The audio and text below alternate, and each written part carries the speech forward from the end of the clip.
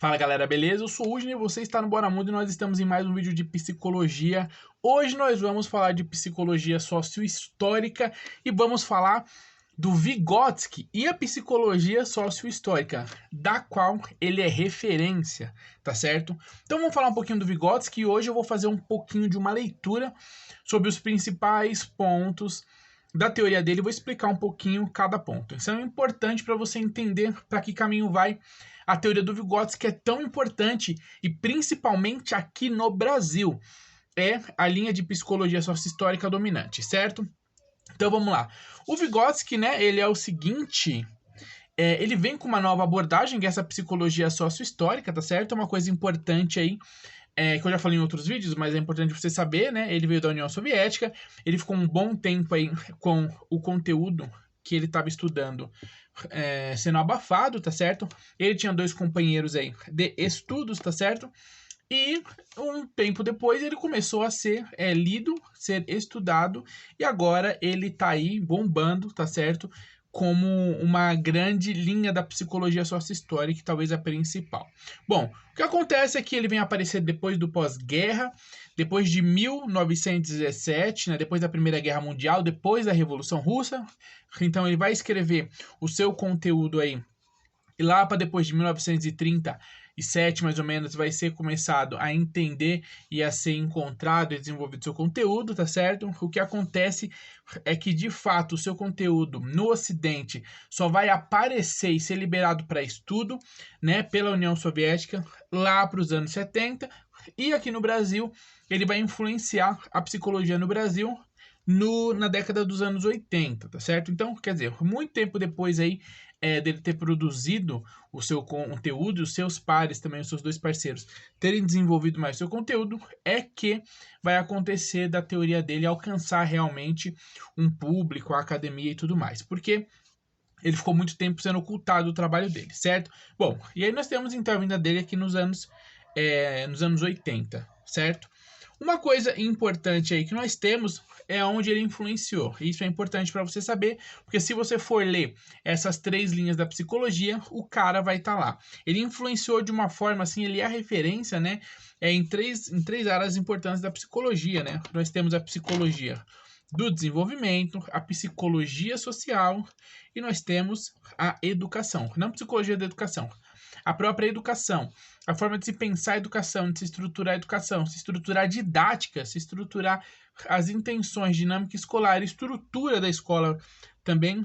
Existem ideias dele que são aplicadas seguindo as teorias do Vygotsky, tá certo? Então, ele influenciou de uma forma extremamente ampla a psicologia sociohistórica e construiu grande parte do que é a teoria sociohistórica. Ele morreu muito cedo, se não me engano, com 37 anos, mas os seus companheiros, o Leontiev e Luria, eles deram continuidade aos seus estudos. Então isso é muito importante saber, que não morreu na praia, né? Tem muito conteúdo para ser lido do Vygotsky e dos seus pares. Bom, segundo ponto importante, que é o seguinte, tinha uma estrutura de psicologia, de pensamento, que era a tradição positivista, e uma das coisas importantes que o Vygotsky veio trazer com a sua teoria foi a superação desse tipo de visão. Eu não vou explicar aqui qual era a tradição positivista nesse vídeo, porque é legal fazer um vídeo só para ela, tá certo? Mas ele veio superar esse tipo de posição sobre o entendimento da psique humana, tá? O que acontece é o seguinte, olha só.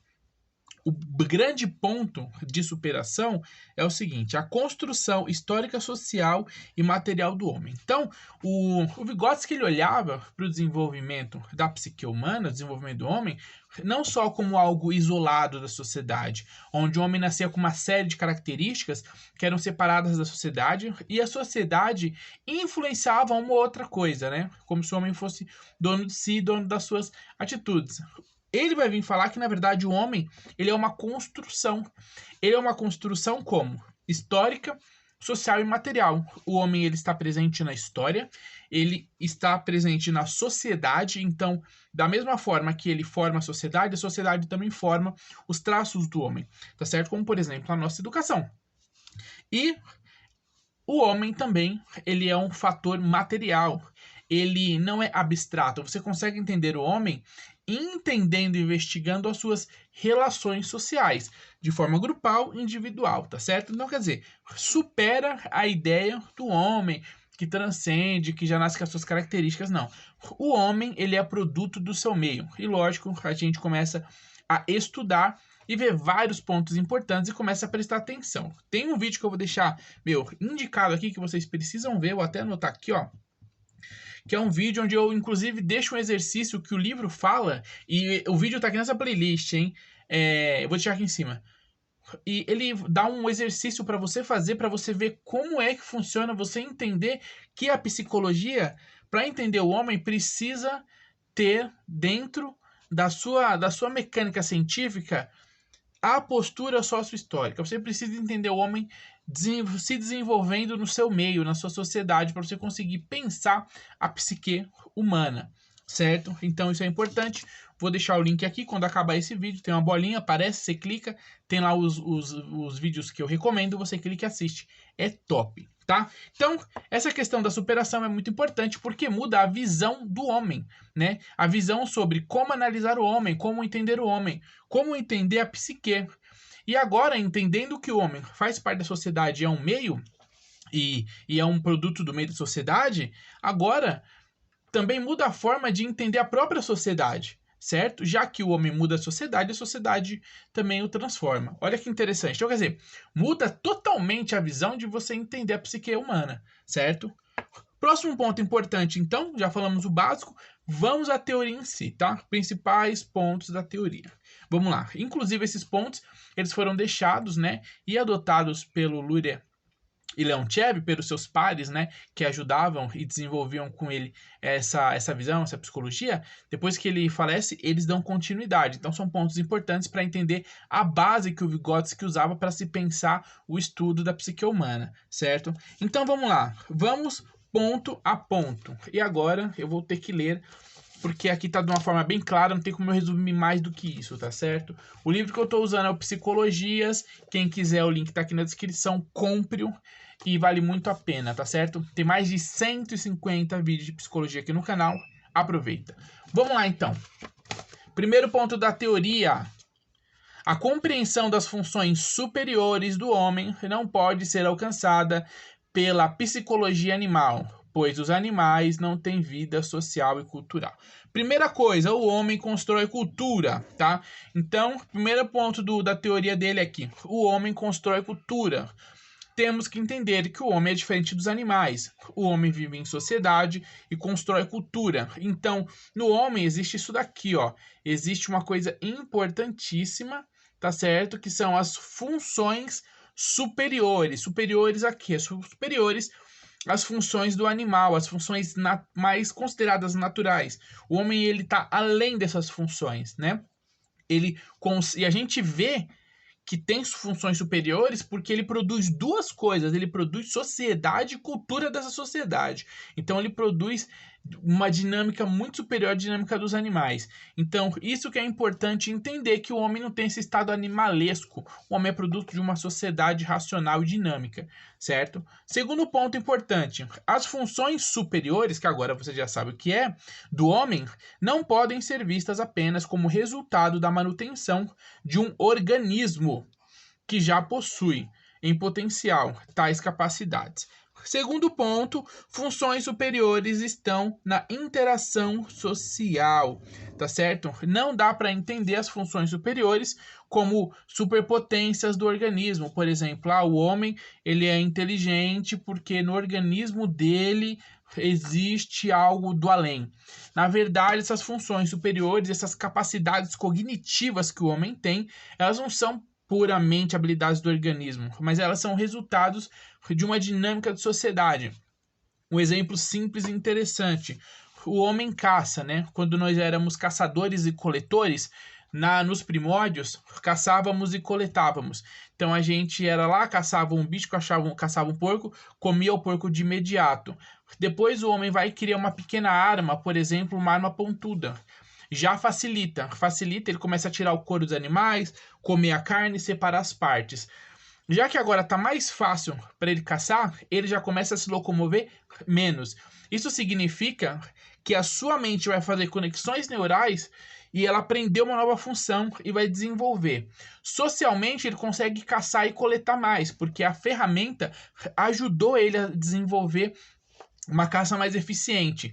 E aí já vai mudando o corpo de sociedade, porque agora, sendo mais habilidoso, os homens começam a viver de forma mais prática em sociedade, em grupos maiores, porque agora eles conseguem produzir e dividir a técnica de caça, né? Então se faz ali mais rápido de caçar, então eles conseguem caçar animais maiores ou em maior volume, maior quantidade, e aí conseguem dividir, eles começam a trabalhar juntos para caçar, para colher, começa a transitar menos, porque você consegue caçar mais rápido, não precisa ficar mudando de ambiente, território para achar animais, né?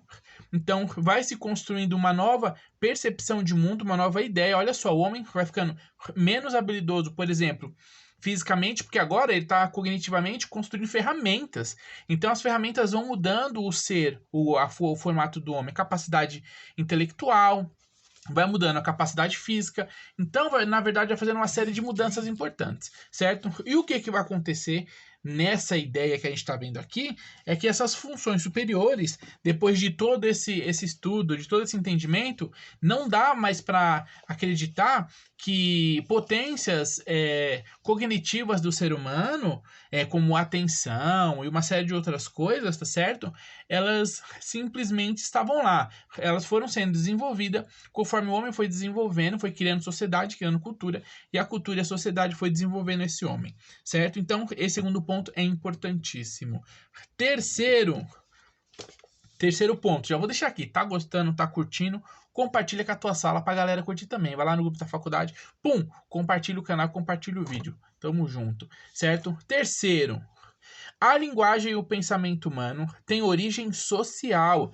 A cultura faz parte do desenvolvimento humano e deve ser integrada ao estudo e à explicação das funções superiores. Então, aqui ele está falando sobre linguagem, tá certo? É origem social. Isso também é importante, isso é uma coisa fácil de você detectar. A origem da linguagem e o pensamento, primeiro, são duas coisas que estão juntas, tá certo?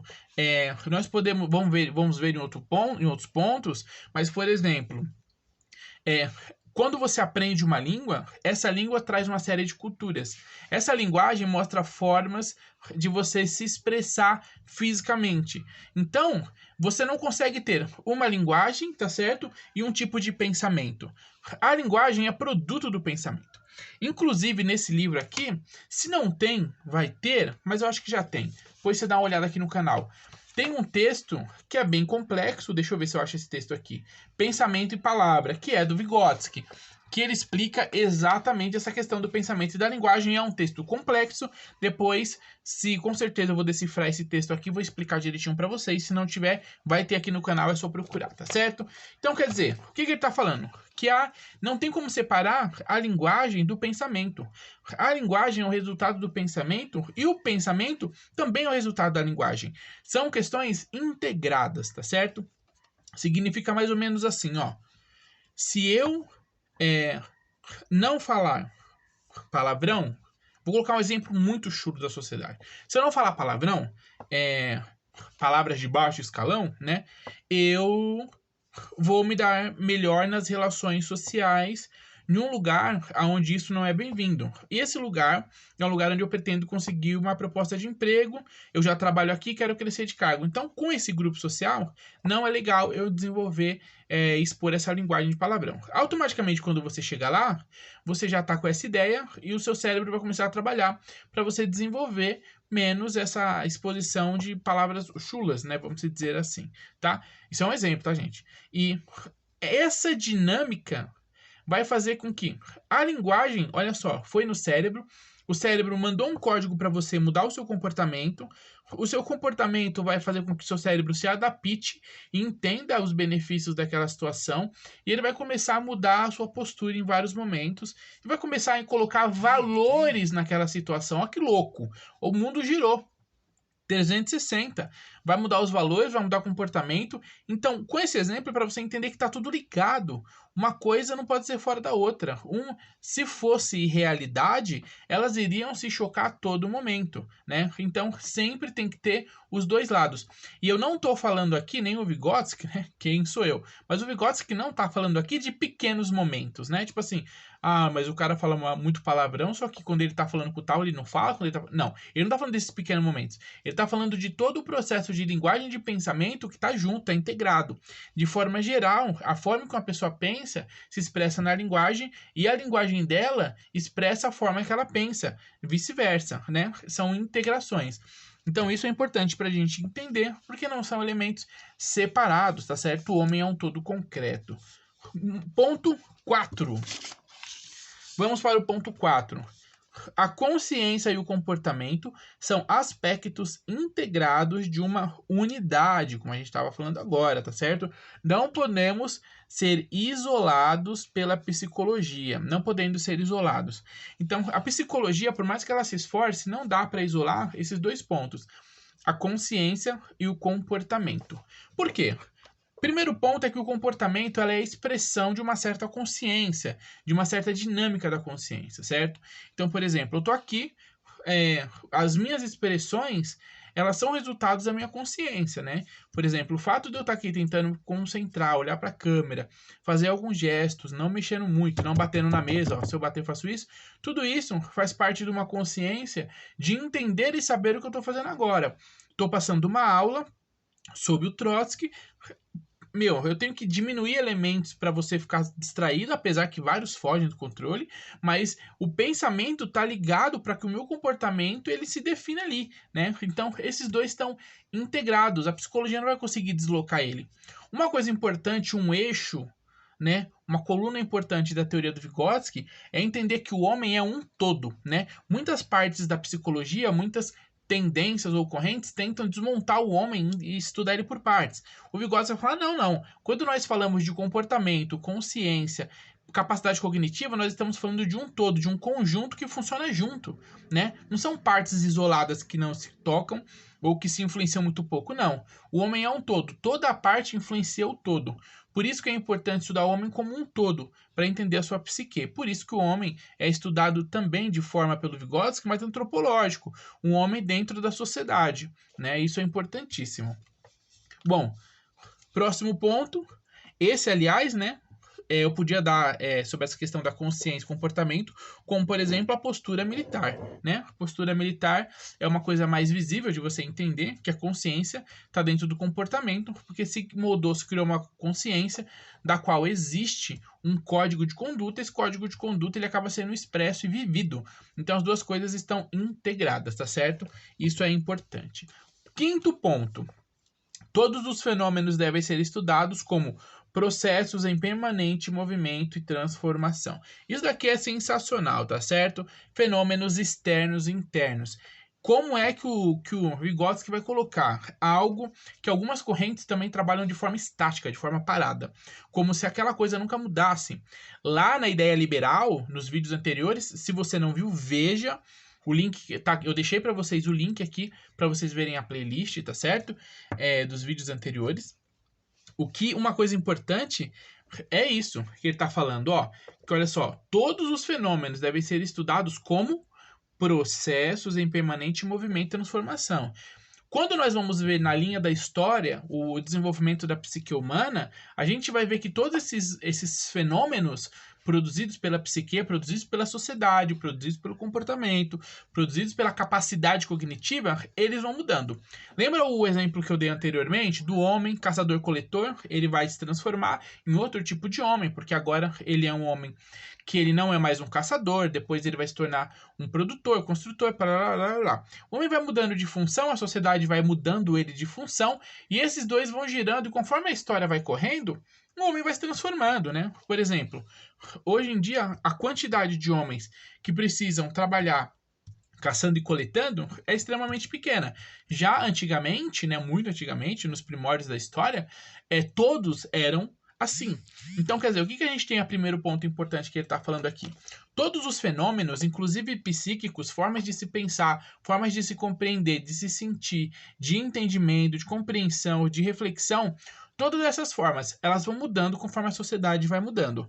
Se uma coisa hoje é positiva, pode ser que ela tenha sido negativa, né? Então, por exemplo, hoje nós temos uma luta política pelo espaço e voz das minorias, tá certo? O público LGBT, as mulheres, os negros e indígenas e tudo mais. O que é isso, né? Isso é um resultado, é um momento desse processo de mudança. Essa luta sempre existiu e em alguns momentos foi mais visível, muitas vezes ocultadas, né? Então, mas sempre existiu. Só que tem momentos que algumas coisas aparecem com mais força. O que significa? Que você vê na história momentos diferentes. Então, nada mais interessante, inteligente e correto para o Vygotsky de entender esses fenômenos junto com as suas mudanças. Porque não adianta você pensar, por exemplo, racismo hoje e racismo há 2.500 anos atrás na Grécia. A cabeça era diferente, sistema cognitivo, dinâmica social, interação social eram diferentes. Então, você pensar, se você fizer uma análise com a cabeça de hoje, pensando 2.500 anos atrás, você vai errar. Então, pro Vygotsky, o fenômeno, ele tem que ser, o fenômeno externo e interno, ele tem que ser estudado sim, levando sempre em consideração os pontos de transformação e de movimento desses fenômenos, certo? Importantíssimo. Sexto ponto, vamos lá. O homem constitui-se e se transforma ao atuar sobre a natureza com a sua atividade e os seus instrumentos. Isso aqui é batata, isso aqui é Marx na veia, é materialismo histórico dialético. O homem, ele se constrói conforme ele vai modificando a natureza. É a história que eu falei do homem lá. O homem, a partir do momento que ele pegou um animal, vou simular uma situação, pegou uma pedra pontuda e viu que é mais fácil matar um animal com a pedra pontuda do que sair no jiu-jitsu com ele, falou, vou usar essa pedra, cara. Ou ele falou, não sei. Mas matou o animal. E aí, ficou mais fácil. Arrancou a pele, cortou. Olha que bacana, evoluiu. O homem mexeu na natureza e a natureza transformou o homem. O homem tinha uma capacidade X de caça, agora ele tem 2x. Ele é mais habilidoso, porque a natureza mudou o ser do homem, mudou a sua habilidade, inclusive o seu processo cognitivo, não só físico. E o homem agora vai transformar a natureza. Por quê? Porque ele vai caçar mais pedras pontudas, ele vai fazer isso virar uma machadinha, isso virar ponta de lança, uma porrada de coisa. Então o homem está interagindo com a natureza. E como ele diz aqui, ó, o homem ele constitui-se e se transforma, como eu estou explicando, ao atuar sobre a natureza, certo? Com sua atividade e seus instrumentos. Exatamente isso que eu expliquei. Isso é uma coisa importante, porque nós estamos falando do homem construindo a sua subjetividade e a sua individualidade dentro da sociedade, certo? Importantíssimo. Algine, mas dá para ser subjetivo e individual dentro da sociedade? Você não acabou de falar, o Vygotsky não acabou de falar que a gente é produto da sociedade? Tudo que nós sabemos e pensamos vem da sociedade? Exatamente. Só que existe uma subjetividade individual e uma subjetividade social. E eu expliquei essas duas com detalhe nos vídeos anteriores. Então, por favor, faça o favor a você mesmo. Clica na playlist, ou quando acabar esse vídeo aqui, vai aparecer os quadrados, você clica, vai estar lá playlist, Psicologia Sócio-Histórica, vê desde o começo que eu explico isso, é importante, certo? Para você entender essa questão dessa dinâmica da subjetividade. Bom, então, esse é o sexto ponto. Vamos ao sétimo ponto, tá bom? Não se pode construir qualquer conhecimento a partir do aparente, pois não se captam as determinações que são constitutivas do objeto. Ao contrário, é preciso rastrear a revolução dos fenômenos, pois estão em sua gênese e em seu movimento as explicações para a sua aparência atual. O que ele está falando aqui? Essa questão do fenômeno é interessante, porque ele está falando que existe uma raiz para o fenômeno.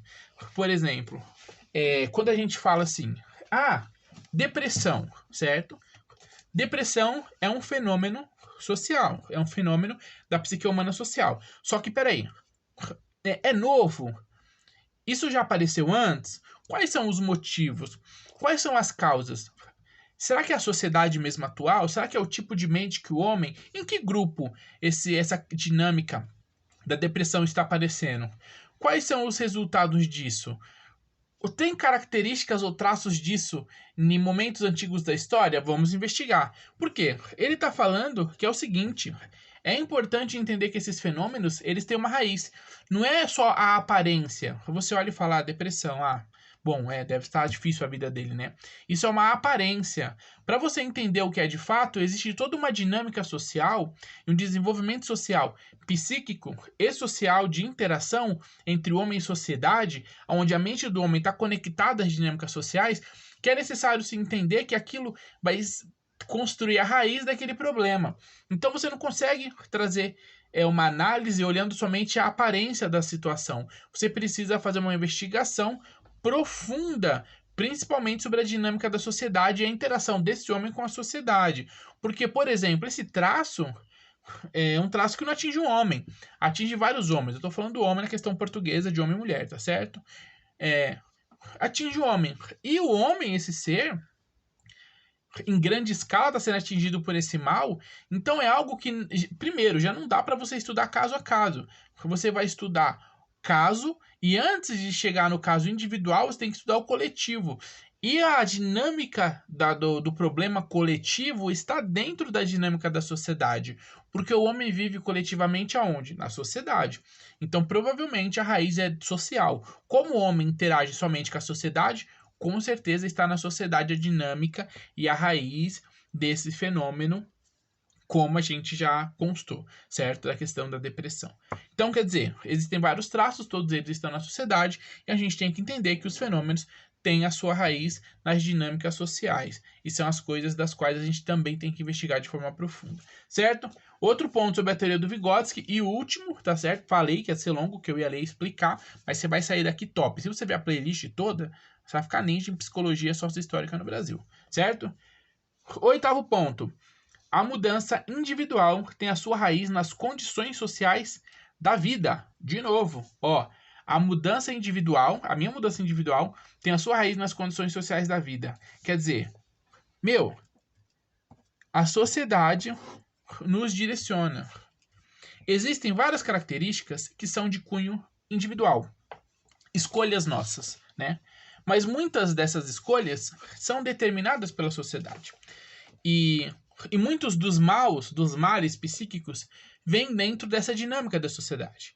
Vou dar um exemplo importante. Você pode achar que a sua profissão foi você que escolheu. Muito provavelmente, 90% de chance de a sua profissão não ter sido você que escolheu. Foi uma tendência da sociedade, necessidade do mercado e da própria sociedade que você estivesse ali naquele momento, tá? Por exemplo, se você for perceber, existem ondas de necessidade de profissionais. E quando surge essa necessidade, essa onda, já vem aquele curso. Mas teve uma época que estava bombando enfermagem, todo mundo fez enfermagem. Porque era uma necessidade do mercado dos profissionais. Então começa a pipocar a escola de enfermagem. E aí, promoção, e aí todo mundo quer fazer enfermagem. Você acha que isso aconteceu por um acaso? Uma necessidade social maior, que vai encaminhar, se chamar todos os profissionais e o momento em que se manifestou, né, necessidade disso, vai ser o momento que mais entrou profissionais na área. E aí você vai ver que aquele momento da grande tendência não foi assim uma vontade de cada um, né? A maioria das pessoas que escolheram é porque elas foram induzidas a fazer aquele curso por uma necessidade e todo um desenvolvimento da sociedade de marketing, de convite àquela situação, àquele momento, tá certo? Para que você esteja lá. Isso acontece geralmente em larga escala, isso acontece a todo momento com vários grupos. Então nós somos direcionados a todo momento às necessidades da sociedade, que são muitas, né? Do mesmo jeito que o INSS está precisando de 20 mil funcionários e vai fazer concurso público, então vai chamar um lado da sociedade para fazer esse concurso, para coletar e captar esses funcionários. Tá precisando de, por exemplo, teve uma época que precisava de logística, né? A gente precisa da galera da logística. E aí abre curso, faz propaganda e capta as pessoas. Então sempre a sociedade está te envolvendo nas necessidades dinâmicas que ela precisa. Isso é importante. Então ele está falando que a gente precisa entender isso daqui, que é o que? As nossas mudanças, olha só, tem suas raízes nas condições sociais de vida. Quais são as condições sociais da nossa vida aqui? Eu na minha casa, eu no meu bairro, eu no meu município, eu no meu estado, eu no Brasil, na estrutura que o Brasil, o estado, o município e o meu bairro estão necessitando e se desenvolvendo. Então eu acabo interagindo com toda essa necessidade, com todo esse desenvolvimento, e o meu individual vai mudando conforme essa situação vai mudando também, tá? Os grandes e principais traços são direcionados por essas mudanças, certo? Isso é importantíssimo. Bom, aqui no Brasil e na verdade no mundo, né, nós vamos ter grandes influências. De forma geral, a Emília Ferreiro, que se não tiver vídeo aqui no canal, eu ainda não fiz, mas dependendo de quando você ver esse vídeo, talvez já tenha aqui no canal. Um vídeo sobre Emília Ferreiro, tá certo? Ela foi uma das pessoas que pegou a teoria do Vygotsky e desenvolveu, né, aplicou, evoluiu alguns pontos importantes, e ela foi um grande ponto de, vamos dizer assim, é uma referência para se conhecer e se estudar a teoria do Vygotsky, tá certo? Outra pessoa é a Silvia Lani, que é uma intelectual importantíssima aqui no Brasil, que fez o desenvolvimento e usou, certo, o desenvolvimento e a teoria do Vygotsky para mostrar essa importância e essa aplicação e essa coluna da psicologia, onde se entende que estudar o indivíduo e sua consciência também envolve estudar a dinâmica da sociedade onde ele vive e o processo do seu meio, certo? Bom, é isso aí, é isso que temos para falar sobre o Vygotsky nesse capítulo, tá certo? Nesse vídeo. Espero que você tenha entendido. Esse é o grosso da teoria do Vygotsky, que é muito importante, que ele traça toda essa dinâmica de entender o homem e a sua dinâmica na sociedade, que isso vai fazer o desenvolvimento da sua psique, certo? É isso aí, tamo junto. Se você gostou, se ficou claro, é isso aí, tamo junto. Deixa aqui nos comentários e não esquece de compartilhar esse vídeo na tua faculdade. E se inscreve no canal que sempre sai vídeo aqui. Tamo junto, valeu. Escreve aqui, ó, Vygotsky, pra mim saber que você chegou até o fim. O nome do cara tá aqui na descrição, é só você ver. Tamo junto, valeu e até o próximo vídeo.